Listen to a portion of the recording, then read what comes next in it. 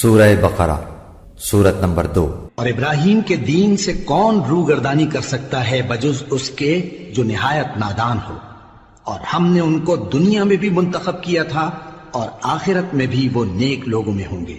جب ان سے ان کے پروردگار نے فرمایا کہ میرے فرمانبردار ہو جاؤ تو انہوں نے عرض کی کہ میں رب العالمین کا فرمانبردار ہو گیا۔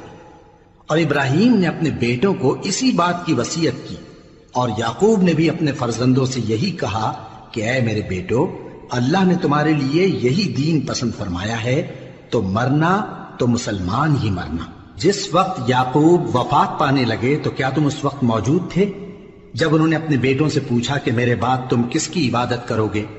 تو انہوں نے کہا کہ آپ کے معبود اور آپ کے باپ دادا ابراہیم اور اسماعیل اور اسحاق کے معبود کی عبادت کریں گے، جو معبود یکتا ہے، اور ہم اسی کے حکم بردار ہیں۔